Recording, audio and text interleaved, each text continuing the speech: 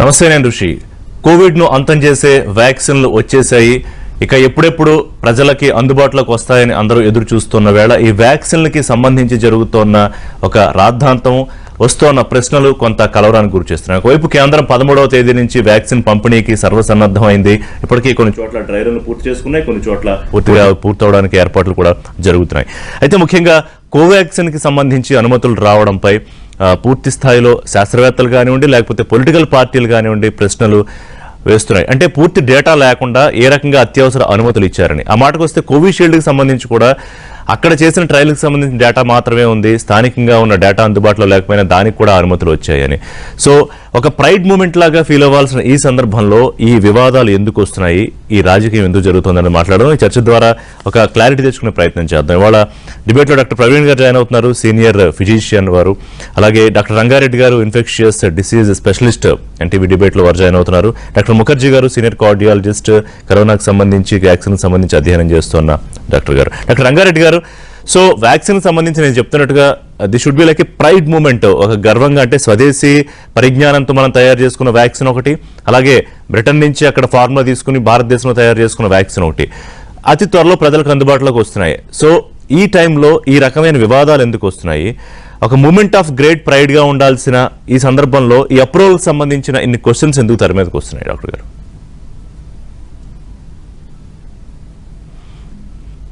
Doctor Rangareddy గారు వినపడుతోందండి నా మాట? డాక్టర్ ముఖర్జీ గారు, ముఖర్జీ గారు వినిపిస్తుంది? ప్లీజ్ ఆన్సర్ అండి. ఓకే, ఇప్పుడు మనం ఇప్పుడు ఒక మూమెంట్ ఆఫ్ ప్రైడ్ అని మీరు అన్నారు చూసారా, నిజంగా మూమెంట్ ఆఫ్ ప్రైడ్. కానీ ఈ మూమెంట్ ఆఫ్ ప్రైడ్ కన్నా ముందు మనకు వచ్చింది మూమెంట్ ఆఫ్ పెరిల్ అన్నమాట. అంటే ఒక గొప్ప సంకటిత స్థితికి ముందుగా మనం వెయిట్ చేస్తున్నాం అన్నమాట. ఒక ప్రెసిపైస్ ముందు వెయిట్ చేస్తున్నాం. ఎందుకంటే ఇప్పుడు ఫస్ట్ వేవ్ అయితే మనకి కరోనాది వచ్చి తగ్గింది. కానీ ఎందుకు తగ్గింది అనే విషయంపై మనకు కంప్లీట్ ఆధారం లేదు.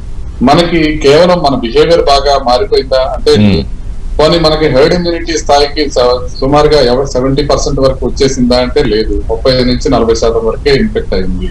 అదేవిధంగా మన వాతావరణ పరిస్థితులు అత్యద్భుతంగా మారిపోయినాయి అంటే సమ్మర్ నుంచి వింటర్కి వచ్చాం మనం.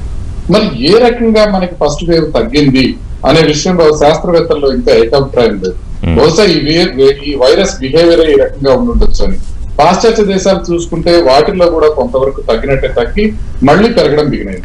ఆ లెక్క ప్రకారం చూసుకుంటే మనకు కూడా సెకండ్ వేవ్ వచ్చే అవకాశం ఉంది అనేది నిపుణుల ఒపీనియన్. అది నెంబర్ 1. నెంబర్ 2 ఏంటంటే కొత్త వేరియంట్ ఒకటి వస్తుంది. ఆ వేరియంట్ బ్రిటన్ ని అతలాకుతలం చేసి వదిలేసింది. ఇప్పుడు బ్రిటన్ పరిస్థితి చూసుకుంటే సుమారుగా ప్రతిరోజు 50,000 కొత్త కేసులు నమోదవుతున్నాయి. అంటే ఇండియాలో అదే లెక్కలు వేసుకుంటే సుమారుగా ఒక 3 నుంచి 4 లక్షల కేసులు ప్రతిరోజు నమోదైతే ఎంత ఉంటుందో అంత భయంకరమైన పరిస్థితి. సో ఈ లెవెల్లో యూకే లో మనకి ఎఫెక్ట్ అవడం, మనలో కూడా ఇండియాలో కూడా సుమారుగా ఒక 58 కేసులు ఈ కొత్త వేరియంట్ కేసులు నమోదవడం, ఇవన్నీ చూసుకుంటే ఒక గొప్ప సంకట స్థితికి ముందు మనం ఉన్నామనే విషయం మనకు క్లియర్ గా తెలుస్తుంది. ఈ పరిస్థితిలో మనం యాక్సెప్ట్ చేయడం అనేది అత్యవసరం అని చెప్పి మనందరం యాక్సెప్ట్ చేశాం. అయితే మనకున్న వ్యాక్సిన్ ఆప్షన్స్ ఏంటి? ఫైజర్, మోడర్నా, తర్వాత స్పుత్నిక్, తర్వాత ఆక్స్ఫర్డ్, తర్వాత భారత్ బయోటెక్, ఇవి మన దగ్గర ఉన్న ఆప్షన్స్. వీటిల్లో ఫైజర్ కి కోల్డ్ చైన్ కంపాటబిలిటీస్ చాలా కష్టంగా ఉన్నాయి. అంతేకాకుండా కాస్ట్ అధికంగా ఉంది. మోడర్నా వాళ్ళు కాస్ట్ మనం పెట్టదలుచుకున్నా కూడా ఇప్పుడు మొత్తానికి అందరికీ సరఫరా చేయగలిగిన పరిస్థితిలో మోడర్నా లేదు. ఇకపోతే స్పుత్నిక్ కి సంబంధించి కంప్లీట్ గా ఫేజ్ 3 ట్రయల్ రిజల్ట్స్ ఏ రకంగానూ మిగతా చోట్ల పబ్లిష్ కాలేదు, ఇండియాలో కూడా కాలేదు. కోవిషీల్డ్ సంబంధించి వచ్చినట్లయితే ఇంటర్నేషనల్ గా కొన్ని స్టడీస్ పబ్లిష్ అయినాయి. ఆ స్టడీస్ లో కొంతవరకు అత్యద్భుతమైన రిజల్ట్స్ లేకపోయినా ఒక 70% వరకు రిజల్ట్స్ ఉన్నాయి కాబట్టి కోవిషీల్డ్ తీసుకొని యాక్సెప్ట్ చేయడం జరిగింది. ఇంతవరకు ఎవరికి ప్రాబ్లం రాలేదు. ఇకపోతే కోవాక్సిన్ కి అనుమతి ఇచ్చేటప్పటికి ఒక పెద్ద దుమారం చెలరేగింది. ఎందుకని చెలరేగింది అని అంటే, మొట్టమొదటిసారిగా ఫేజ్ 3 ట్రయల్ రిజల్ట్స్ కంప్లీట్ కాకుండా ఏ వ్యాక్సిన్ కైనా అనుమతి ఇవ్వడం కోవిడ్-19 లో ఇండియాలో ఇదే ప్రథమం. కాకపోతే ఇలా కంప్లీట్ కాకుండా మిగతా దేశాల్లో ఏమైనా అప్రూవ్ చేసిన దాఖలాలు ఉన్నాయా? ఉన్నాయి. రష్యాలో ఆల్రెడీ యాక్సెప్ట్ చేయడం జరిగింది, చైనాలో ఆల్రెడీ యాక్సెప్ట్ చేయడం జరిగింది. అదేవిధంగా గల్ఫ్ లో కూడా చైనీస్ సైనోవాక్ వ్యాక్సిన్ కంప్లీట్ గా ఫేజ్ 3 ట్రయల్స్ లేకుండానే యాక్సెప్ట్ చేయడం జరిగింది. కాబట్టి ఇండియా ప్రప్రదమైన కంట్రీ కాదు ఒకటి యాక్సెప్ట్ చేయడానికి. రెండోది ఇండియన్ డిసిజిఏ కొంత క్లాజెస్ పెట్టి అప్రూవల్ ఇచ్చింది కోవాక్సిన్. ఏంటి? క్లినికల్ ట్రయల్ మోడ్ అనే మాట ఒకటి వాడుతుంది. క్లినికల్ ట్రయల్ మోడ్ అంటే ఏంటి అనేది ఇవాళ క్లారిఫికేషన్ ఇచ్చింది గవర్నమెంట్. అంటే ఏంటంటే అందరి దగ్గర కన్సెంట్ ఫామ్ తీసుకోవడం, మనకి ఇంకా ట్రయల్ కంప్లీట్ కాలేదనే విషయం ఎక్స్ప్లెయిన్ చేసి కన్సెంట్ ఫామ్ తీసుకోవడమే కాకుండా ఎక్కువగా మానిటరింగ్ చేయాలి. మరి ఎందుకు కోవాక్సిన్ ని అనుమతి చేయాల్సి వచ్చింది ఫేజ్ 3 ట్రయల్ కి రాకముందే అంటే, ఒకటి ఫేజ్ 1 ఫేజ్ 2 ట్రయల్స్ లో బ్రహ్మాండమైన రిజల్ట్స్ ఉన్నాయి కోవాక్సిన్ కి.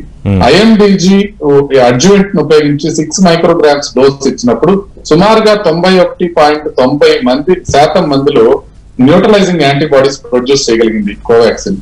అదే విధంగా సైడ్ ఎఫెక్ట్స్ తీసుకుంటే చాలా మినిమల్ సైడ్ ఎఫెక్ట్స్, అది కూడా పర్సెంటేజ్ లో లేవు. ఫేజ్ 2 లో మంచి రిజల్ట్స్ చూపించింది. చాలా వరకు రిక్రూట్మెంట్ అయిపోయినా ఇప్పుడు దాకా సేఫ్టీ ఎటువంటి ప్రాబ్లం రాలేదు. కాబట్టి సేఫ్టీ విషయంలో ఎటువంటి ప్రాబ్లం లేదు.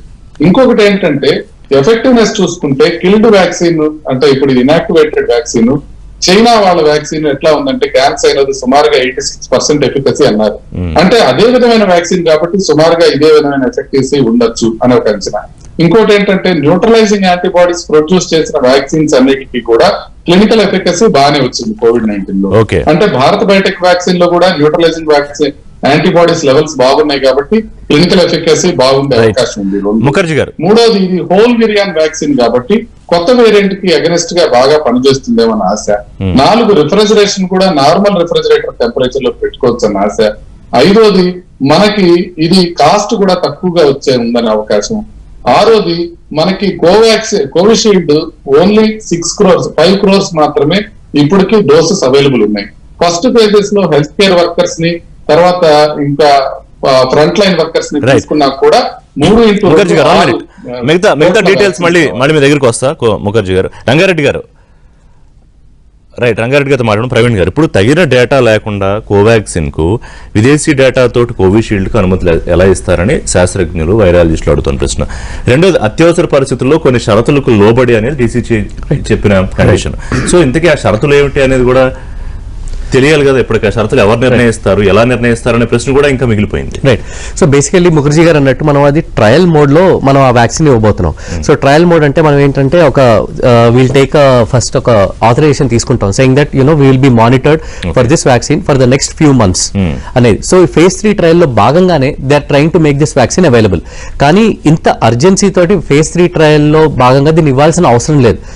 బట్ ముఖర్జీ గారు చెప్పిన పాయింట్ ఒకటి వెరీ క్లియర్ ఇక్కడ ఏంటంటే the efficacy in the phase 1 and phase 2 trials is very good and side effect profile is very less. That is what Bharat Biotech is seeing. And at the same point of time SEC మనకి ఇది వీటన్నిటిని పరిగణలోకి తీసుకొనే ఇచ్చాము అంటున్నారు. కానీ data release చేయడానికి ఎందుకు వెనకాడుతున్నారు అనేది మనకు తెలియదు. బట్ ఎనీవే మొత్తానికి భారత్ బయోటెక్ ఎండి గారు నిన్న క్లియర్ చేయడం ప్రకారము January 10th రోజు మెడ్రివిక్స్ లో they are going to reveal the data regarding the safety profile. So ఒక్కసారి డేటా మన అందరి ముందుకు వస్తే దెన్ వీటి గురించి ఉన్న డౌట్స్ అన్ని మనకి పటాపంచలైపోతాయి. And since the whole vaccine మొత్తం ట్రయల్ వర్షన్ లోనే కాబట్టి I think it's a safe ఇది. బట్ కోవిషీల్డ్ డెఫినెట్ గా 70% ఎఫికసీ ఉంది and we have seen the data in UK ఏం జరిగింది అనేది. So we're more confident about Covishield. So Bharat Biotech third clinical trials అవ్వలేదు కాబట్టి అంత ఎఫికసీ అనేది చెప్పలేకపోతుంది, అంతేనా? ఎస్, భారత్ బయోటెక్ వాళ్ళు they are saying that it is efficacy up to 80 to 85% అంటున్నారు. కానీ డేటా రిలీజ్ చేస్తే గానీ మనకి దాని ఎఫికసీ ఎంత ఉంది ఏంటి అనేది మనకు సరిగ్గా తెలియదు అది. అండ్ దాని సైడ్ ఎఫెక్ట్ ప్రొఫైల్ కూడా చాలా ఇంపార్టెంట్. ఆ ప్రొఫైల్ చూసుకుంటే కూడా ఇట్ విల్ బి హెల్ప్ఫుల్. ఇప్పుడు మనం మోడర్నా కానీ ఫైజర్ కానీ తీసుకుంటే the side effect profile is very less. వాళ్ళకి ఇంజెక్షన్ సైట్ పెయిన్ అంటున్నారు, లేదంటే మాక్సిమం ఎలర్జిక్ రియాక్షన్స్ వరకు వచ్చాయి. బట్ మేజర్ సైడ్ ఎఫెక్ట్స్ ఎక్కడ కనిపించలేదు ఇప్పటిదాకా. సో భారత్ బయోటెక్ లో కూడా మనకి అలాంటి సైడ్ ఎఫెక్ట్స్ ఇప్పుడు ఎనీ వ్యాక్సిన్, ఈవెన్ ఇప్పుడు మన చిన్నపిల్లలు ఇచ్చే vaccines most of the time వాళ్ళకి ఫీవర్ 1 day ఉంటుంది, అదో తగ్గిపోతుంది. సేమ్ అదే సైడ్ ఎఫెక్ట్ ప్రొఫైల్ ఉంది, మేజర్ సైడ్ ఎఫెక్ట్స్ ఏమీ లేవు అంటే it will be easier. But ఇక్కడ ఒక్క విషయం ఉంటుందండి, ఈ వ్యాక్సిన్స్ ఏమన్నా సరే they have to be followed over months and years. And మనం దీన్నంతా మొత్తాన్ని we're rushing it within 6 months, less than 9 months. 9 months లో మనం రెస్ట్ చేసాం. సో లాంగ్ టర్మ్ లో వీటి సైడ్ ఎఫెక్ట్స్ ఎలా ఉంటాయి అనేది నోబడీ నోస్. రైట్. రంగారెడ్డి గారు, దేశంలో కేసులు పెరిగితే కోవాక్సిన్ కు బ్యాకప్ గా ఉపయోగిస్తాం, ఇది ఎయిమ్స్ డైరెక్టర్ చెప్పడం, దీని మీద కామెంట్స్ వస్తున్నాయి. అలాగే 110% సురక్షితమని డీసీజీఐ డైరెక్టర్ సోమాని చెప్పడంపై కూడా శాస్త్రవేత్తలే ప్రశ్నిస్తున్నారు. డాక్టర్ గగన్దీప్ లాంటి శాస్త్రవేత్తలు కూడా ఇలాంటి వాటి మీద ఒక విస్మయం వ్యక్తం చేస్తున్నారు. అంటే ఇంత అర్జెన్సీ ఏంటి, ఇంత హర్రీ ఏంటి అనేది ఏం చెప్తారు దీనికి? ఇది కొంచెం ఎక్కడో కన్ఫ్యూజన్ జరిగినట్టు అనిపిస్తా ఉందండి. ఎందుకంటే DCGI ఎప్పుడైతే ప్రకటన ఇచ్చిందో ఆ ప్రకటనలో చాలా కన్ఫ్యూజన్ ఉండింది. ఈ కన్ఫ్యూజన్ వల్ల రకరకాల వ్యక్తులు రకరకాల ప్రకటనలు చేయాల్సినటువంటి అవసరం ఏర్పడింది. అందువల్లే డాక్టర్ గులేరియా చెప్పినప్పుడు ఆయన ఈ కోవాక్సిన్ అనేది ఒక బ్యాకప్ గా ఉంటుంది అని చెప్పడం జరిగింది. కానీ మీరు ఇప్పుడు అడిగినటువంటి ప్రశ్న ఏంటంటే ఇంత తొందరగా చేయాల్సినటువంటి అవసరం ఏంటి అనేది శాస్త్రవేత్తలు కూడా అడుగుతున్న ప్రశ్న, కొంతమంది వైరాలజిస్టులు అడుగుతున్న ప్రశ్న. తప్పనిసరిగా ఆ ప్రశ్న చాలా సహేతుకమైనటువంటి ప్రశ్న అండి. నేను అనుకోవటం ఇక్కడ సైన్స్ కంటే కూడా కొంత పొలిటికల్ ఇన్ఫ్లుయెన్స్ అనేది ఇంత తొందరపాటు నిర్ణయానికి దారితీసిందని అనుకుంటున్నాను నేను.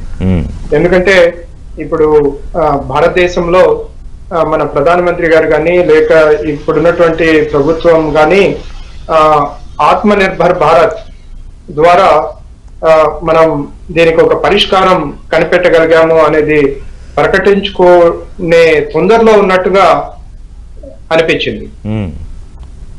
అంటే వ్యాక్సిన్ కాబట్టి నేను అనుకోవటం ఈ ఇంతకు ముందే మన కలీగ్స్ చెప్పినట్టు కోవిషీల్డ్ కి అయితే భారతదేశంలో అలాగే యూకేలో జరిగినటువంటి ట్రయల్స్ లో మనకు ఒక క్లారిటీ ఉంది కాబట్టి అక్కడ ఉన్నటువంటి డేటాని బేస్ అయ్యి మనకు అప్రూవల్ ఇవ్వటం ఒక రకంగా సహేతుకం. కానీ కోవాక్సిన్ విషయం వచ్చే వరకు trial phase 1 and phase 2 data దాన్ని సైంటిఫిక్ కమ్యూనిటీకి అవైలబుల్ చేయకుండా చాలా పారదర్శకంగా లేకుండా ఉన్నారు అనేటువంటి ఒక అపవాదం అయితే ఈ రోజు ప్రభుత్వం మూటగట్టుకోవాల్సినటువంటి పరిస్థితి వచ్చింది. దాని నుంచి నేను అనుకోవటం ఈ రాబోయే వారం 2 వారాల్లో దానికి తగినటువంటి డేటాని పబ్లిష్ చేయటం కానీ అలాగే ఓపెన్ చేయటం కానీ సైంటిఫిక్ కమ్యూనిటీకి చేయటం ద్వారా ఈ డ్యామేజ్ కంట్రోల్ ప్రభుత్వం చేస్తుందని నేను భావిస్తున్నాను. కానీ రంగారెడ్డి గారు, భారత్ బయోటెక్ సంబంధించిన ప్రతినిధులు చెప్పేది CDSCO నిబంధనల మేరకు అనుమతులు పొందాము. మొదటి 2 క్లినికల్ ట్రయల్స్ ద్వారా అనుమతి ఇవ్వచ్చు అనేది 2019లో నిబంధనలు చెబుతున్నాయి. దాని ప్రకారం మాకు అనుమతులు వచ్చాయి. ఇది ఒక లక్ష్యం చేసుకుని భారతీయ కంపెనీ కాబట్టి దాని మీద దాడి చేస్తున్నారు అనే వ్యాఖ్యలను ఎట్లా చూడాలి, లేకపోతే ఈ రకమైన విమర్శలు చేస్తున్నారు అనే పాయింట్ని ఎట్లా అర్థం చేసుకోవాలి? ఈ భారత్ బయోటెక్ చేస్తున్న వాదనలో తప్పేం లేదండి.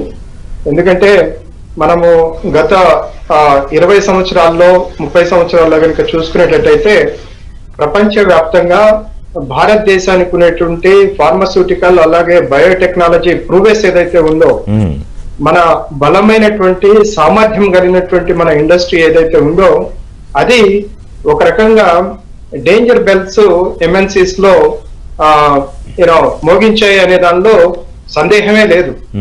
ఎందుకంటే ప్రపంచంలో ఈ రోజు కనుక జనరిక్ కంపెనీస్ చూసుకునేటట్టయితే మొదటి 10 స్థానాల్లో 50% కంటే ఎక్కువ మన కంపెనీలే ఉన్నాయి, అంటే భారతీయ కంపెనీలే ఉన్నాయి. సో కాబట్టి ఈ ప్రపంచవ్యాప్తంగా ఏదైతే MNCs లేకపోతే మిగతా కంపెనీస్ ఉన్నాయో వాటి వ్యాపారానికి సంబంధించినటువంటి అవకాశాలు అలాగే వాళ్ళకు ఉండేటటువంటి ఏదైతే వాళ్ళ గోల్స్ ఏదైతే ఉంటాయో వాటికి భారతదేశం అలాగే భారతీయ కంపెనీలు అడ్డంకిగా మారచ్చు, వీళ్ళు ప్రత్యర్థులుగా మారచ్చు అనేటటువంటి భావన అయితే వాళ్ళల్లో ఉంది.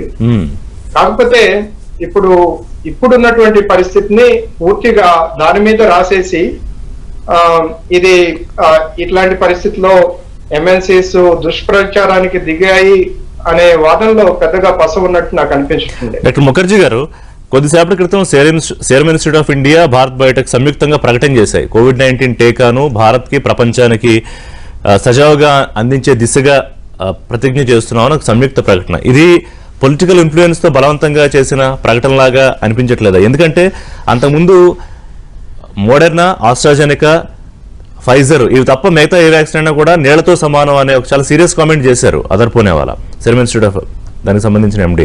దానికి సంబంధించి కృష్ణాయల్లో ఆవేదన చెందడము, ఎంత పెద్ద కంపెనీ వాళ్ళది, ఎన్ని దేశాలకు పంపిస్తాం, ఎన్ని వ్యాక్సిన్లు తయారు చేసాం, ఇదంతా కూడా గత 2-3 రోజులుగా జరుగుతుంది. అంటే పోటీతత్వం ఉండడం ఓకే, కానీ ఈ పరిస్థితుల్లో వ్యాక్సిన్కి సంబంధించి ఈ రకమైన వ్యాఖ్యలు కొంత దురదృష్టకరం అని అనిపిస్తుంది. What you say? ఖచ్చితంగా అండి, ఖచ్చితంగా అందులో ఏం లేదు. ఇప్పుడు బ్యాడ్ టేస్ట్ వాటర్ తో పోల్చడం అనేది అది కరెక్ట్ కాదు. ఎందుకంటే వ్యాక్సిన్ గురించి ఇప్పుడు DCGI ఒక ఇబ్బందికరమైన పరిస్థితిలో ఉందండి.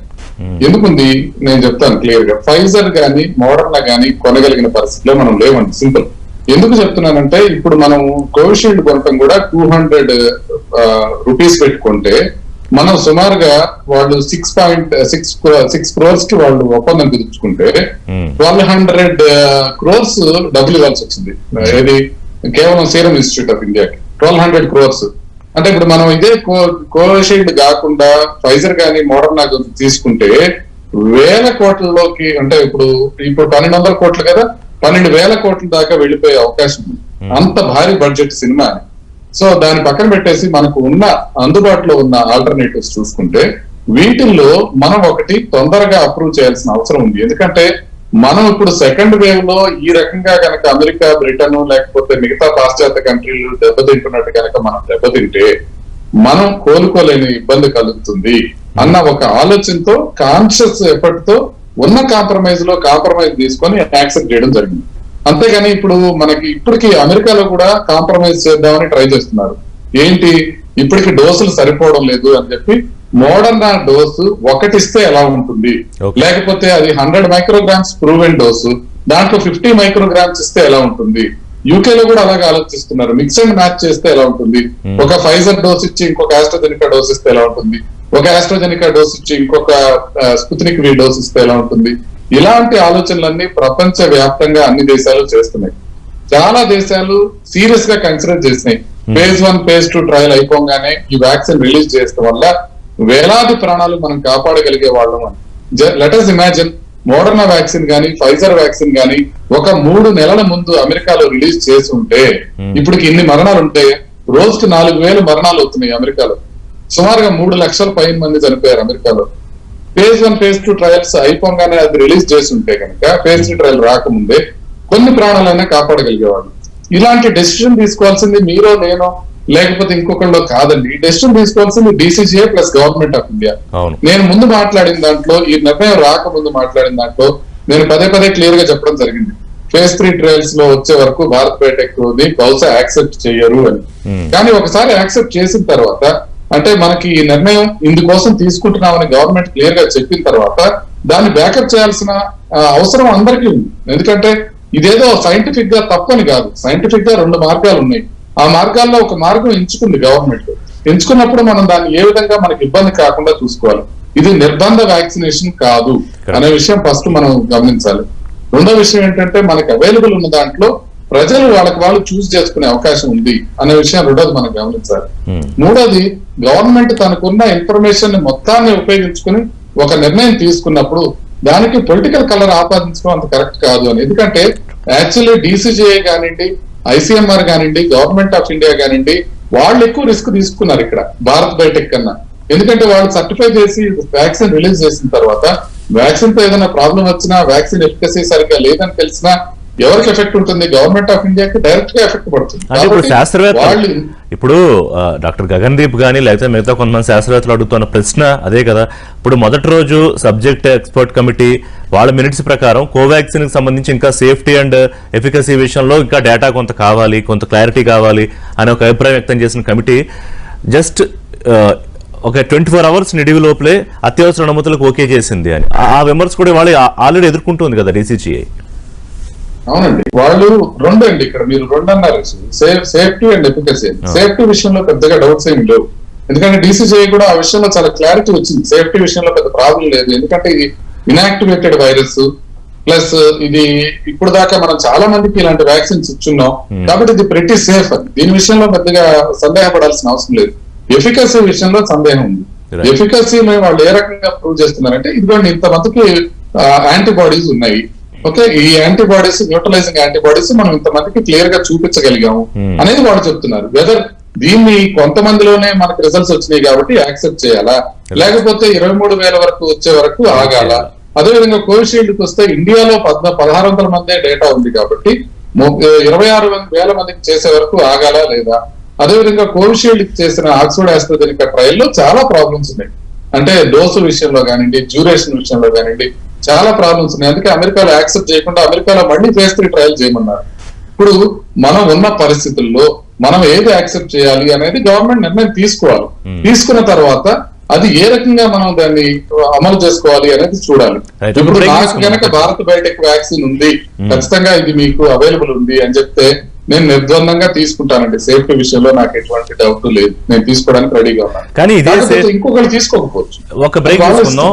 ముఖర్జీ గారు, ఇదే సేఫ్టీ విషయంలో ఇటు సీరం ఇన్స్టిట్యూట్ కి భారత్ బయోటెక్ కి మధ్య కూడా ఒక మాటల యుద్ధం నడుస్తుంది. దాని గురించి మాట్లాడదాం. అలాగే డేటాకి సంబంధించిన డీటెయిల్స్ కూడా. వ్యాక్సిన్ వచ్చిందని సంబరపడే లోపు ఆ వ్యాక్సిన్ సంబంధించిన అది ఎంతవరకు సురక్షితమో, లేకపోతే ఎందుకు అత్యవసర అనుమతులు ఇచ్చారు, లేకపోతే ఈ వ్యాక్సిన్ సంస్థల మధ్యలో జరుగుతున్న ఒక మాటల యుద్ధం, ఇవన్నీ కొంత ఆందోళన కలిగిస్తున్నాయి. అలాగే ఇటు ప్రతిపక్షాలు కూడా రాజకీయ పరమైన కామెంట్లు కూడా వస్తున్నాయి. అసలు రాజకీయ నేతలకి దీనికి సంబంధించి ఎంత నాలెడ్జ్ ఉంది ఏమిటని పక్కన పెడితే వాళ్ళు కామెంట్స్ చేస్తున్నారు. పక్కన పెడితే శాస్త్రవేత్తలు కూడా కొంతమంది మాకు అత్యవసర అనుమతులు ఎలా ఇచ్చారు అని విస్మయం కలుగుతోంది. డాక్టర్ ప్రవీణ్ గారు, వ్యాక్సిన్ ప్రత్యామ్నాయ అవసరాల కోసం అనుమతి ఇవ్వడం ఏంటి అని వైరాలజిస్ట్, ప్రముఖ వైరాలజిస్ట్ షాహిద్ జమీన్ ప్రశ్నించారు. అలాగే కోవాక్సిన్ 70% ప్రభావవంతంగా పనిచేయగలుగుతున్న నమ్మకం లేదు అని కూడా ఆవిడ అన్నారు. అంటే ఇప్పుడు జస్ట్ బిఫోర్ ద బ్రేక్ మనం మాట్లాడుకున్న సేఫ్టీకి సంబంధించి ఈ వైరాలజిస్టులకి ఎందుకు నమ్మకం కలగట్లేదు?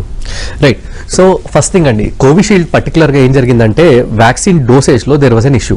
సో ఇనిషియల్ గా vaccine was manufactured in Italy. ఇటలీలో వాళ్ళు ఒక పర్టికులర్ డోస్ ని క్యాలిక్యులేట్ చేసి they have sent it across to UK. యూకేలో వాళ్ళు ఏం చేశారు, they have again calculated the dose and ఆ ఇనిషియల్ క్యాలిక్యులేటెడ్ డోస్ లో హాఫ్ డోస్ సరిపోతుంది అని చెప్పి they have given first dose. So కొంతమందికి they have given half the dose followed by full dose vaccine 21 days later. And కొంతమందికి మాత్రం full dose followed by 21 days అవుతుంది ఇంకో వ్యాక్సిన్. సో వాళ్ళు రిజల్ట్స్ రిలీజ్ చేసేటప్పుడు వాళ్ళు ఏమని ఇచ్చారంటే హాఫ్ డోస్ ఇచ్చి ఫుల్ డోస్ ఇచ్చిన వాళ్ళకి 90% ఎఫికసీ ఉంది, at the same time 2 full డోస్లు ఇచ్చిన వాళ్ళకి 70% ఎఫికసీ ఉంది అన్నారు. So there is an error in dose calculation. కానీ హాఫ్ డోస్ ఇచ్చి ఫుల్ డోస్ ఇచ్చిన వాళ్ళకి 90% ఎఫికసీ ఎందుకుంది వీ డోంట్ నో. అయితే ఇది క్యాలిక్యులేట్ చేసింది కేవలం 1300 people లో మాత్రమే. బట్ ఈ ఫుల్ డోస్ ఇచ్చింది మాత్రం there more number of subjects. So అందుకోసం there is no clarity from AstraZeneca on this particular aspect. So దీని వల్ల there are multiple doubts created. అందుకోసం ఎంత ఇస్తే ఎఫికసీ ఉంటుంది, అసలు 70% ఎఫికసీ ఉందా లేదా అనే డౌట్స్ వచ్చాయి. కానీ క్లియర్ కట్ గా they have put out the data saying that 70% efficacy ఉంది as per their calculations. It is done on close to 30,000 people. So definite గా we have to take it on the face value as per the companies. ఇది even ఇప్పుడు మనం Pfizer గానీ are Moderna గానీ తీసుకుంటే వాళ్ళ calculation కూడా సుమారుగా ఇట్స్ అరౌండ్ 26 to 30,000 people మీద క్యాలిక్యులేట్ చేశారు. They are saying the efficacy is about 90%, 93% అని. సో ఈవెన్ 70% ఎఫికసీ ఉన్నా దట్స్ ఎ వెరీ గుడ్ ఇదండి. మనం తీసుకునే flu vaccine is only 55 to 60% efficacy. అందుకే అన్ని కంట్రీస్ 50% ని పెట్టుకున్నాయి as a baseline. 70% is no doubt a very good ఇది. బట్ అగైన్ మనం ఇప్పుడు నేను కృష్ణ ఎల్ల గారు మాట్లాడుతుంటే what he saying is 80 to 85% వరకు ఇట్ ఇస్ ఎఫికసీస్ అంటున్నారు. మనకి will get more clarity on the 10th of January దాని మీద. సో ఐ థింక్ ఇప్పుడు ఒక్కొక్కరికి ఒక్కొక్క ఒపీనియన్ ఉంటా ఉంటుంది. I don't think we should go by the opinions. మనం ప్రైమరీగా it is the responsibility of DCGI to give అందరికీ యూనో లేదు దిస్ ఇస్ సేఫ్ అని చెప్పడం, ఈ డేటా ఇలా ఉంది అని చెప్పి వాళ్ళు క్లియర్ కట్ గా డేటాని బయట పెట్టి ఇలా చెప్తే అప్పుడు ప్రజలకు అనేది నమ్మకం వస్తుంది. వాళ్లే కన్ఫ్యూజన్ క్రియేట్ చేస్తే this will cause further more. అదే కదా ఇప్పుడు పెద్ద నిపుణులు శాస్త్రవేత్తలు వాళ్ళకే అనుమానాలు ప్రశ్నలు ఉంటే కనుక ఇక పబ్లిక్ ఇంకెక్కువ సందేహాలు వస్తాయి కదా. ఇప్పటికే తీసుకోవాలా తీసుకోకూడదా వెయిట్ చేయాలి ఎట్లా అంటే పొలిటికల్ గా కూడా కొన్ని జరుగుతున్నాయి అనుకోండి, ఎక్కువ ఇన్ఫ్లుయెన్స్ కూడా ఉంటుంది ఎగ్జాక్ట్లీ మన పబ్లిక్ మీద. డాక్టర్ రంగారెడ్డి గారు, ఈ నిపుణులు లేకపోతే పబ్లిక్ పక్కన పెడితే ముందుగా ఎవరైతే తయారు చేశారో సంస్థలు వాటి మధ్య ఒక వార్ ఆఫ్ వర్డ్స్ నడుస్తుంది. ఇప్పుడు కోవాక్సిన్ ప్రతికూల ప్రభావం 10% లోపే అని భారత్ బయోటెక్ అంటోంది. కానీ మిగతా వ్యాక్సిన్ లో 60 నుంచి 70% వరకు సైడ్ ఎఫెక్ట్స్ వచ్చే అవకాశం ఉంటుందని భారత్ బయోటెక్ చెప్తోంది. అలాగే ఇంకొక మాట ఏమన్నారంటే కృష్ణాల గారు నిన్న ప్రతికూల ప్రభావాలు దాచేందుకు ఆస్ట్రాజెనికా పారాసెటమాల్ వస్తుంది టాబ్లెట్, మా వ్యాక్సిన్కి అది అవసరం లేదు. సీరం కంపెనీ వద్ద ఇమ్యూనోజెనిసిటీకి సంబంధించి డేటా కూడా లేదు. అంటే ఒక డేటా వార్ కూడా జరుగుతుంది. నా పాయింట్ ఏంటంటే ఈ డేటా సక్రమంగా చెక్ చేసుకోకుండానే అనుమతులు ఇస్తారా? అవి అత్యవసర అనుమతులైనా ఏ అనుమతులైనా సరైన డేటా లేకుండానే SEC నాట్ చేస్తుందా? ఇప్పుడు ఈ కంపెనీల మధ్యన జరుగుతున్నటువంటి మాటల యుద్ధం ఏదైతే ఉందో అది చాలా దురదృష్టకరమైనటువంటి పరిణామం అండి. మనకి పాండమిక్ సిచ్యువేషన్ లో చూసుకునేటట్టయితే ప్రజల్లో ప్రభుత్వం కానీ లేకపోతే వివిధ వర్గాల నుంచి వచ్చేటటువంటి కమ్యూనికేషన్ ఏదైతే ఉందో దాన్ని యూజువల్ గా ఒక రకమైనటువంటి కన్సర్న్ తోటి అపనమ్మకం తోటి చూస్తూ ఉంటారు. ఎగ్జాక్ట్లీ. ఇలాంటి వాదనలు కంపెనీల మధ్యలో జరిగినప్పుడు ఇది మరింత గందరగోళానికి దారితీస్తా ఉంది. దీన్ని ఇమ్మీడియట్ గా దీనికి ఫుల్ స్టాప్ పెట్టాల్సినటువంటి అవసరం ఉంది. ఏదైతే ఈ సైంటిఫిక్ డేటా లేకపోతే సైంటిఫిక్ విషయాలు ఉన్నాయో దాన్ని DCGI అలాగే మిగతా సైంటిఫిక్ కమ్యూనిటీకి ప్రొవైడ్ చేసి అక్కడ డిస్కస్ చేయాల్సినటువంటి అవసరం ఉంది. ఒకవేళ X కంపెనీ కానీ Y కంపెనీ కానీ వాళ్ళ దగ్గర ఉన్నటువంటి డేటా ప్రకారం వాళ్ళు ఏదైతే స్టేట్మెంట్స్ పబ్లిక్ గా వచ్చి చేశారో అది వాళ్ళు DCGI కానీ లేకపోతే ప్రభుత్వంలో ఉన్నటువంటి మిగతా సంస్థలు ఏదైతే ఉన్నాయో దీనికి సంబంధించినటువంటి వాళ్ళకి ప్రొవైడ్ చేసినట్టయితే చాలా బాగుండేది. అలా జరగలేదు. ఇది దురదృష్టం.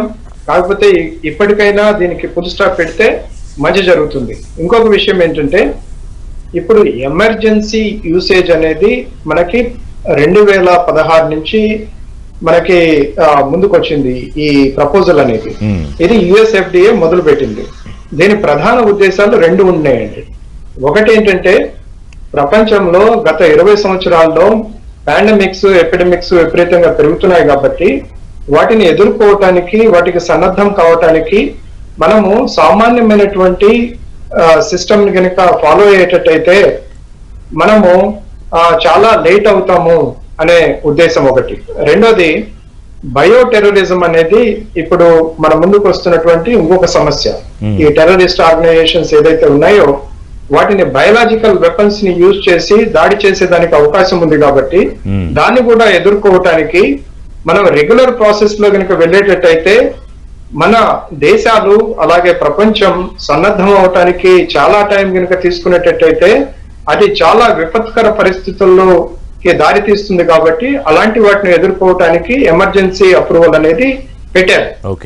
ఇప్పుడు ఎమర్జెన్సీ యూసేజ్ అప్రూవల్ కి ఈ 2 అర్హత ఉన్నాయా లేదా అనేటటువంటిది ఒక ప్రశ్న. తప్పనిసరిగా ఇప్పుడున్నటువంటి పరిస్థితులలో ఇంతకు ముందే ముఖర్జీ గారు ప్రవీణ్ గారు చెప్పినట్టు తప్పనిసరిగా ఇప్పుడు ఉండేటటువంటి సిచ్యువేషన్ లో ఈ 2 కూడా అర్హత కలిగినటువంటి ప్రోడక్ట్సే. దానిలో ఏ మాత్రం సందేహం లేదు.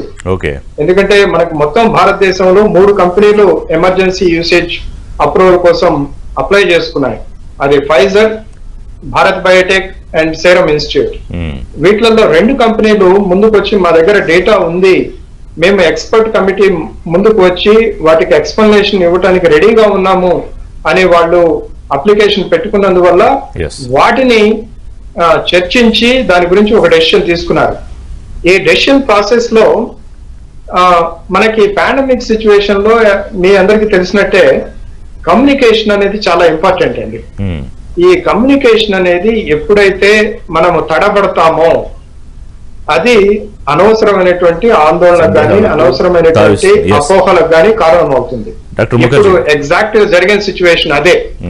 మనం ఈ డేటా phase 1 phase 2 డేటాని కనుక మనము ముందే అందరి ముందు పెట్టి అలాగే ఏదైతే ఎక్స్ప్లెనేషన్ నేషన్ కి ఇవ్వాల్సి ఉండిందో అది సరైన విధానంలో కనుక ఇచ్చినట్టయితే ఈ కన్ఫ్యూజన్ క్రియేట్ అయి ఉండేది కాదు. అనవసరమైనటువంటి అపప్రద కంపెనీలకు కానీ ప్రభుత్వానికి కానీ మిగతా సంస్థలకు కానీ వచ్చి ఉండేది కాదు. ముఖర్జీ గారు, ప్రధానమంత్రి ఒక సందర్భంలో భారతదేశం వైపు చూస్తోంది, వాళ్ళు ప్రపంచ దేశాలు వ్యాక్సిన్ల విషయంలో మనం బ్రహ్మాండంగా చేయగలుగుతున్నాం అని చెప్పారు. కానీ భారతీయ కంపెనీ కాబట్టే మా వ్యాక్సిన్ పై ఎన్ని విమర్శలు చేస్తున్నారు, యూకే సంస్థ ట్రయల్స్ ని ఎవరు ఎందుకు ప్రశ్నించారని భారత్ బయోటెక్ ప్రతినిధులు అడుగుతున్నారు. ఈ డేటా వార్ని లేకపోతే ఈ సేఫ్టీకి సంబంధించిన వారిని ఎట్లా అర్థం చేసుకోవాల్సిన అవసరం ఉంది? అంటే ఆయన అడిగిన పాయింట్ ఆవేదనలో కూడా అర్థం ఉంది అని అనుకోవచ్చా? దాంట్లో ఆవేదనలో అర్థం ఉంది, కానీ ప్రపంచ దేశాలన్నీ డేటా కోసం చూస్తాయి. అండ్ ఇంకా అంటే కానీ ఇంకొకసారి ఇంకోటి కోవిషీల్డ్ కి అనుమతులు వచ్చినప్పుడు జరగని రచ్చ ఇంత చర్చ కోవాక్సిన్ విషయంలోనే ఎక్కువ జరుగుతున్నట్టు అనిపించట్లేదా? దానికి కూడా ప్రత్యేకమైన కారణం ఉందా? అంటే కోవిషీల్డ్ కి యాక్చువల్లీ యూకేలో చాలా రోజులు అప్రూవల్ ఇవ్వలేదండి. ఆక్స్ఫర్డ్ ఆస్ట్రాజెనికా వ్యాక్సిన్ కి ముందు దానికన్నా వాళ్ళ ఓన్ కంట్రీలో ఫైజర్ కి ముందు ఇచ్చారు. అదేవిధంగా ఎప్పుడైతే ఆక్స్ఫర్డ్ ఆస్ట్రాజెనికా వ్యాక్సిన్ కి యూకేలో అనుమతి ఇచ్చారో అప్పుడు పెద్ద దుమారమే జరిగింది. మనదైనా కూడా దీన్ని యాక్సెప్ట్ చేయకూడదు అనే పెద్ద గొడవలే జరిగినాయి. వైరాలజిస్టులు అందరూ కంప్లైంట్ చేశారు ఇది కరెక్ట్ గా లేదని. అయినా గవర్నమెంట్ ఒక నిర్ణయం తీసుకుని దాన్ని ఇవ్వడం జరిగింది. అది చూపించి మనకి ఇండియాలో ఇచ్చారు. ఇప్పుడు యూకేలో అప్రూవల్ వచ్చిందని తప్ప ఇంకా ప్రపంచ దేశాల్లో పెద్ద పెద్ద దేశాలు ఏమీ యాక్సెప్ట్ చేయలేదు. యూరోపియన్ యూనియన్ యాక్సెప్ట్ చేయలేదు, అర్జెంటీనా యాక్సెప్ట్ చేసింది దీన్ని. తర్వాత ఇండియాలో ఎప్పుడైతే యాక్సెప్ట్ చేస్తున్నారో ప్రపంచ దేశాలన్నీ నిజంగా ఇండియా వైపు చూసే అవకాశం ఉంది. ఇప్పటికే బంగ్లాదేశ్ ఇండియాకి అప్రూవల్ రాగానే సీరం ఇన్స్టిట్యూట్ వాళ్ళది ఎమ్మటే కొనుక్కోవడానికి వాళ్ళు ప్రయత్నం చేస్తున్నారు. అదేవిధంగా బ్రెజిల్ లో ఉంది. బ్రెజిల్ లో కూడా వాళ్ళు గవర్నమెంట్ వైపు నుంచేమో కోవిషీల్డ్ తీసుకోవడానికి, ప్రైవేట్ క్లినిక్స్ వాళ్ళు భారత్ బయోటెక్ వ్యాక్సిన్ తీసుకోవడానికి ఆల్రెడీ ఒప్పందం కోసం ముందుకొచ్చారు. ఇమీడియట్ గా లాబింగ్ చేస్తున్నారు. కాబట్టి ప్రతి చోట ఇంకొకటి WHO చీఫ్ ఇందాకే మాట్లాడుతూ ఆయన క్లియర్ గా కంగ్రాచులేట్ చేశారు. ఇండియా ఒక డెసిసివ్ స్టెప్ తీసుకుంది, ఇది చాలా కరెక్ట్, ఇది నిర్ణయాత్మకమైన నిర్ణయాలు తీసుకునే సమయం, ఇది కరెక్ట్ గా తీసుకుందని టెడ్రోస్ గ్యాబ్రియస్ కూడా పూర్తిగా అప్రిషియేట్ చేయడం జరిగింది ఇండియా తీసుకున్న నిర్ణయాన్ని. కాబట్టి ప్రపంచ దేశాలు ఇప్పటికీ కూడా ఇండియా వంక చూస్తున్నాయి. కాకపోతే ఎట్లా ఉంటుందంటే మనం కనుక డేటా కనుక ముందు పెట్టుంటే, మనం ఇప్పుడు ఫేజ్ 3 ట్రయల్ రిజల్ట్స్ ప్రాబ్లం ఏమైందంటే మనం కరెక్ట్ గా ఫేజ్ 3 లోకి భారత్ బయోటెక్ ఎంటర్ అయ్యే టైంకి మనకి ఇండియాలో కేసెస్ తగ్గడం దిగినాయింది. అందుకే ఎక్కువ మంది ఎన్రోల్ అయినా కూడా, ఇప్పుడు 23,000 ఎన్రోల్ అయిపోయినా కూడా వీళ్ళలో ఇన్ఫెక్షన్స్ కొంతమందికి వస్తే గానీ మనం ఎఫికసీ చెప్పే అవకాశం లేదు. కాబట్టి ఎఫికసీ కొంచెం డిలే అయింది. కానీ అది ముందు పెట్టి మనం తీసుకుంటే కనుక ప్రపంచ దేశాలన్నీ మన దగ్గరే కొనుక్కునే అవకాశం ఉండేది. ఎందుకంటే భారత్ బయోటెక్ దగ్గర 80 కోట్ల వ్యాక్సిన్లు తయారు చేయగలిగిన సామర్థ్యం ఉంది. ఇప్పుడే తెలంగాణలో హెల్త్ అఫీషియల్ ఒకసారి చెప్తా, మొత్తం మనకి వల్నరబుల్ పాపులేషన్ అంతా తెలంగాణలో తీసుకుంటే మేము కరెక్ట్ గా ఒక నెల రోజుల్లో ఇచ్చేయగలము అని వాళ్ళు చెప్పడం జరిగింది. రోజుకి 10 లక్షల వ్యాక్సిన్స్ ఇవ్వడానికి మేము సిద్ధంగా ఉన్నామని ఈటెల రాజేంద్ర గారు కూడా మొన్న మధ్య చెప్పడం జరిగింది. అంటే అన్ని వ్యాక్సిన్స్ ఎక్కడున్నాయండి, అన్ని డోసెస్ ఎక్కడున్నాయి? మనకి 3 కోట్ల మందికి తెలంగాణలో ఇవ్వాలి అని అంటే 6 కోట్ల వ్యాక్సిన్స్ కావాల్సిన అవసరం ఉంటే కేవలం తెలంగాణకి 6 కోట్ల వ్యాక్సిన్స్ ఇచ్చే అవకాశం లేదు కదా. ఇదే టైంలో కేంద్ర ప్రభుత్వం కూడా వ్యాక్సిన్ ఎక్స్పోర్ట్స్ ని మేము బ్యాన్ చేయలేదు అని చెప్పడం జరిగింది. అంటే ఇప్పటికీ వ్యాక్సిన్స్ మనకు కంప్లీట్ కాకుండానే ఎక్స్పోర్ట్ చేసే అవకాశం కూడా ఉంది. ఆ విషయాన్ని కూడా మనం ఆలోచించాల్సిన అవసరం ఉంది. కాబట్టి ప్రపంచ దేశాలన్నీ స్టిల్ ఇండియా వైపు ఎదురు చూస్తున్నాయి. ఇండియాలో ఖచ్చితంగా క్వాలిటీ మెడిసిన్స్, క్వాలిటీ వ్యాక్సిన్స్ వీళ్ళు ప్రొడ్యూస్ చేయగలరు అనేదే మిగతా దేశాల నమ్మకం కూడా. కాకపోతే ఆ విషయంలో ఒక్కసారిగా మనం కొంచెం బ్యాక్ స్టెప్ తీసుకోవడం జరిగింది DCGI నిర్ణయంతో. ఇది ఫేజ్ 3 ట్రయల్స్ నిర్ణయం కనపడట్లేదు కాబట్టి. కానీ మనం మన దేశానికి సంబంధించి DCGI ఉన్న పరిస్థితుల్లో తీసుకున్న నిర్ణయాన్ని మనం సపోర్ట్ చేయాల్సిన అవసరం ఉంది. మనం కొన్ని రోజులు వెయిట్ చేస్తే కనుక ఆ రిజల్ట్స్ కూడా వచ్చే అవకాశం ఉంటుంది. ఖచ్చితంగా మిగతా దేశాలకు కూడా ఇది ఎక్స్పోర్ట్ చేసుకునే అవకాశం ఉంటుంది. ప్రవీణ్ గారు, ఇప్పుడు వారు చెప్పినట్టు సపోర్ట్ చేయాల్సిన అవసరం ఉంది, ఇందాక మీరు కూడా చెప్పారు. కానీ ఎందుకని నెగిటివ్ కామెంట్స్ ఎక్కువ వస్తున్నాయి? పాజిటివ్ కామెంట్స్ చేస్తే ప్రజలకు ఒక నమ్మకం వస్తుంది, ఒక ధైర్యం ఇచ్చిన పరిస్థితి కనిపిస్తుంది. కానీ దానికి భిన్నంగా ఎందుకు జరుగుతుంది? తెలియని దాని గురించి అర్థం కాకపోవడం అండి, అంతే.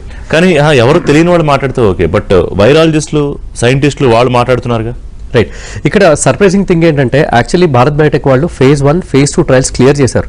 ఆ phase 1, phase 2 trials actually they have done on initial very few people, ఆ తర్వాత 1000 పీపుల్, అండ్ ఇప్పటిదాకా they have data of almost 20 to 23,000 people పైన డేటా ఉంది. ఎక్కడ side effect profile is completely clear, Mukherjee garu ఇందాక చెప్పినట్టు. అండ్ మనకు మేజర్ గా కావాల్సింది ఎఫికసీ పార్ట్ ఒక్కటే. అండ్ ఇంత డేటా ఉన్నా కూడా they are still saying that we are not happy, but పూర్తి data it is going to come forward probably another ఇదంతా కూడా ఒక 15 days or 1 month అంతే. ఆ తర్వాత once the data is completely in front of us మనం దాని గురించి ఇంకా ధైర్యంగా డెసిషన్ తీసుకోవచ్చు. But at the same point of time మనం కొన్నిసార్లు చూస్తే జాన్సన్ ఒక పర్టికులర్ వ్యాక్సిన్ రిలీజ్ చేసినప్పుడు ఓన్లీ 87 పీపుల్ మీద డేటా రిలీజ్ చేశారు. ఆయన చెప్పిన దాని ప్రకారమే, ఈవెన్ మన భారత్ బయోటెక్ వాళ్ళు చెప్పిన దాని ప్రకారమే 87 పర్సన్స్ మీద చేసిన ఇది. అండ్ ఇంకొక పర్టికులర్ విషయంలో ఒక మేజర్ కంపెనీ యూరోప్ లో జస్ట్ 300 పీపుల్ మీద చేసిన డేటాను రిలీజ్ చేశారు. సో ఆ రకంగా చేసినప్పుడు వాళ్ళకి పర్మిషన్స్ వచ్చాయి. మన కంట్రీలో మనం ఇంతమంది సబ్జెక్ట్స్ మీద చేసినప్పుడు మాకు పర్మిషన్ రాకపోవడం ఏ రకంగా సహాయకం అని ఆయన కరెక్ట్గా అడిగారు. సో ఇప్పటికి కూడా ఆయన క్లియర్గా చెప్తుంది ఏంటంటే I'm putting my company's name on stake. And at this point of time government కూడా they won't take it lightly. వాళ్ళకి కూడా ఇది వచ్చే అవకాశం ఉంటుంది. వాళ్ళు ఫైజర్ని తెచ్చుకునే అవకాశం లేదు, మోడర్న్ అని తీసుకొచ్చే అవకాశం లేదు. సో అందుకోసం వాళ్ళు ఏం చేస్తున్నారు, దీనికి ఇచ్చారు. But at the same point of time DCGI must have definitely looked at the data, and ఆ డేటా కూడా మన ముందుకు వస్తుంది. సో దీని మీద ఐ డోంట్ థింక్ కమెంట్ చేయడం కరెక్ట్ కాదు at this point of time. And ప్రజల్లో వీళ్ళందరికీ మనం ఇది ఇవ్వాల్సిన ధైర్యం ఇవ్వాల్సిన టైం ఇదే. బికాస్ పాండమిక్ ఫెటిగ్ వచ్చేసింది. లాస్ట్ 1 year నుంచి మాస్క్ వేసుకొని ప్రజలు మాస్కులు తీసేస్తున్నారు, ఎక్కువసేపు ఈ సోషల్ డిస్టెన్సింగ్ పాటించట్లేదు. ఈ టైంలో vaccine is the only answer to pandemic. So Covishield is safe, Bharat Biotech vaccine is safe, Covaxin is safe అనేది భారత ప్రభుత్వం మళ్ళీ ముందుకు వచ్చి డేటా రిలీజ్ చేసి ఎవిడెన్స్ గా చూపించి they have to clear everybody's doubts. Rangareddy గారు ఏం చెప్తారు ఫైనల్ గా? నేను చెప్పాలనుకుంది ఏంటంటే, ప్రజలు ఎవరైతే ఈరోజు చూస్తున్నారో అలాగే విస్తృతంగా ఉన్నటువంటి తెలుగు రాష్ట్రాల్లో ఉన్న ప్రజలందరికీ నేను విజ్ఞప్తి చేయదలుచుకుంది ఏంటంటే, అనవసరమైనటువంటి అపోహలకు గురి కావద్దు. ఓకే, మీకు ఇంకా సమయం ఉంది. సాధారణ ప్రజలు, సామాన్య ప్రజలకి ఈ టీకా వచ్చే వరకు మినిమం 4 to 6 months పడుతుంది. మొదటి ఫేజు, రెండో ఫేజ్ లో ఇచ్చేది హెల్త్ కేర్ వర్కర్స్ కి, ఫ్రంట్ లైన్ వర్కర్స్ కి, తర్వాత వ్యాధిగ్రస్తులకి. అంటే మీ లైన్ వచ్చే వరకు ఇంకా కొంత టైం పడుతుంది. ఈ లోపల ఈ డేటా అంతా చాలా క్లారిటీ వస్తుంది. ఇప్పుడు ఈ జరుగుతున్నటువంటి డిస్కషన్స్, ఈ ఎలిగేషన్స్ ఇవి అనవసరంగా మీ మనసులోకి చొప్పించి అపోహకు గురి కావద్దు. వ్యాక్సినేషన్ అనేది it is for public good. ఇది ఇప్పుడున్నటువంటి మన పాండమిక్ సిచ్యువేషన్ లో వ్యాక్సిన్ అనేది మనకి ఒక ప్రధానమైనటువంటి ఆయుధం. దీన్ని ఎదుర్కోవటానికి, దీని నుంచి బయటపడటానికి మన ముందున్నటువంటి ప్రధానమైనటువంటి ఆయుధం. ఇప్పుడు కోవిషీల్డ్, కోవాక్సిన్ కి పర్మిషన్స్ వచ్చాయి. దీని డేటా ఇంకా పూర్తిగా విశ్లేషించిన తర్వాత ఏమైనా కొన్ని తప్పులు ఏమైనా ఉంటే దాన్ని సరిదిద్దుకోవడానికి అవకాశం ఉంది. అలాగే మిగతా కంపెనీల వ్యాక్సిన్లు కూడా మార్కెట్ లో రావడానికి అవకాశం ఉంది. అది స్పుత్నిక్ V కానీ, అలాగే జైడస్ క్యాడిలా వ్యాక్సిన్ కానీ, అవి కూడా ఈ లోపల వచ్చే అవకాశం ఉంది. కాబట్టి ఎవరు కూడా ఈ వ్యాక్సిన్ తీసుకుంటే ప్రమాదం, ఈ వ్యాక్సిన్ తీసుకుంటే ఏదో అయిపోతుంది, రకరకాలు నేను విన్నాను. ఈ రోజు నిన్న ఇంటర్వ్యూస్ ఇచ్చినప్పుడు చాలా కామికల్ క్వశ్చన్స్ అడిగారు. ఇది కనుక వ్యాక్సిన్ కనుక తీసుకుంటే నపుంసకత్వం వస్తుంది, లేకపోతే శరీరంలో భాగాలు పడిపోతాయి, ఇట్లాంటి అలాంటి అపోహలకు గురి కావద్దు. కొంత డేటాలో అవైలబిలిటీలో కొంత ఇప్పటికైతే కొంత డిస్కంఫర్ట్ ఉన్నప్పటికీ ఈ డిస్కంఫర్ట్ ని మనం డెఫినెట్ గా అధిగమిస్తాం. మన భారతదేశంలో ఉండేటటువంటి సైంటిస్టులు కానీ, మన భారతదేశంలో ఉండేటటువంటి కంపెనీలు కానీ, వాళ్ళకి ఆ పరిజ్ఞానం, అలాగే విస్తృతమైనటువంటి అపారమైనటువంటి అనుభవం ఈ వ్యాక్సిన్లు తయారు చేయడంలో, అలాగే మందులు తయారు చేయడంలో ఉంది. కాబట్టి let us leave it to the specialists, let us leave it to the DCGI, scientific community, medical community. వాళ్ళు డిస్కస్ చేసి ఇప్పుడు ఏదైతే వ్యాక్సిన్స్ మన ముందుకు రాబోతున్నాయో వాటిని ఇంకా ఎఫిషియెంట్ గా, ఇంకా సేఫ్ గా తీసుకురావటానికి వాళ్ళకి అవకాశం ఇద్దాం. మనకి వ్యాక్సిన్ మన టర్న్ వచ్చినప్పుడు తప్పనిసరిగా తీసుకొని ముందుకు పోదాం అనేది అప్పటికి చాలా అనుమానాలన్నీ క్లియర్ అయిపోతాయి. ముఖర్జీ గారు బ్రీఫ్ గా ఏమని చెప్తారా? Just in 1 minute. అంటే ఒక్కటి చిన్న విషయం క్లారిఫై చేయదలుచుకున్నారు. అంటే ప్రతి వాళ్ళు ఈ పేషెంట్స్ ఎక్కువ మంది అడుగుతున్నారు, ఇది అందుకోసం చెప్తున్నాను. ఎమర్జెన్సీ యూజ్ ఆథరైజేషన్ ఏముంది, ఇప్పుడు ఎమర్జెన్సీ వచ్చిన తర్వాత వ్యాక్సిన్ ఇస్తే ప్రయోజనం ఏంటి అని. ఎమర్జెన్సీ అనేది పర్సన్ కి ఎమర్జెన్సీ రావడం కాదు. ఎమర్జెన్సీ యూజ్ ఆథరైజేషన్ అంటే మొత్తం ఒక ఎమర్జెన్సీ సిచ్యువేషన్ కంట్రీకి ఉంది, అందుకోసమని యాక్సెప్టెన్స్ ఇవ్వడం జరిగింది. అంతే తప్ప కోవిడ్ తో ఎమర్జెన్సీ ఉన్న పేషెంట్ కి వ్యాక్సిన్ ఇద్దాం అనేది కాదు అనేది ఇంపార్టెంట్ కాదు. పదే అందరూ అడుగుతున్నారు, అందుకోసం క్లారిఫై చెప్పుకున్నాను. ఇక మిగతా పోతే ఇప్పుడు మనం ఉన్న పరిస్థితుల్లో వ్యాక్సిన్ అనేది వస్తే గనక ఇమీడియట్ గా తీసుకోవడమే మంచిది. రంగారెడ్డి గారు చాలా క్లియర్ గా చెప్పారు. దాని ప్రకారమే మనందరం ముందుకెళ్లాల్సిన అవసరం ఉంటుంది. భయపడాల్సిన అవసరం లేదు. ఇదేది వ్యాక్సిన్ ఇది నపుంసకత్వం కానివ్వండి, లేకపోతే ఇంజెక్షన్ ఇచ్చిన తర్వాత దాంట్లోంచి ట్రేసర్ ఎవరికో వెళుతుందని కానివ్వండి, లేకపోతే కెనడీ గారు వద్దన్నారని చెప్పి కానివ్వండి, ఇలాంటి అపోహలు ఒకటి ఇంపార్టెంట్ గా మనం దాని జోలికి వెళ్ళకూడదు. రెండోది ఇంపార్టెంట్ థింగ్ ఏంటంటే ఇప్పుడు స్కామ్స్ విపరీతంగా బయటపడే అవకాశం ఉంది. ప్రతి చోట మేము 1000 రూపాయలు ఇస్తే మేము వ్యాక్సిన్ ఇస్తామని, 2000 ఇస్తే వ్యాక్సిన్ ఇస్తామని సైబర్ నేరగాళ్లు ప్రజల్ని మోసం చేసే అవకాశం ఉంది. ఆ విషయంలో అందరూ అప్రమత్తంగా ఉండాలని నేను కోరుతున్నాను. Right, thank you doctor Mukherjee garu, doctor Rangareddy గారు, థ్యాంక్ యూ డాక్టర్ ప్రవీణ్ గారు పార్టిసిపేట్ చేసినందుకు. సో ఈ కంపెనీలకు సంబంధించి కూడా బహుశా ఈ వ్యాఖ్యలకు కూడా ఫుల్ స్టాప్ పడుతుంది అని అనుకున్నాం. ఎందుకంటే సంయుక్తంగా ఒక ప్రకటన రిలీజ్ చేశాయి. కారణం ఏదైనా కానీ భారతదేశానికి ప్రపంచానికి వ్యాక్సిన్ ఇవ్వడానికి రెడీగా ఉన్నామని ప్రతిజ్ఞ చేశాయి. ముందు అక్కడి నుంచి కామెంట్స్ ఆగిపోతే అలాగే వైరాలజిస్టులు వీళ్ళు కూడా కొంత ఒక భరోసా ఇచ్చే ప్రయత్నం చేస్తే, ఇప్పటికీ ప్రభుత్వం మొత్తాన్ని సిద్ధం చేసుకుంది వ్యాక్సినేషన్ ప్రక్రియ 13 నుంచి ప్రారంభించడానికి. సో అంతా సజావుగా జరుగుతుందని ఆశిద్దాం. Thanks for watching. మరిన్ని అప్డేట్స్ కోసం చూస్తూనే ఉండండి.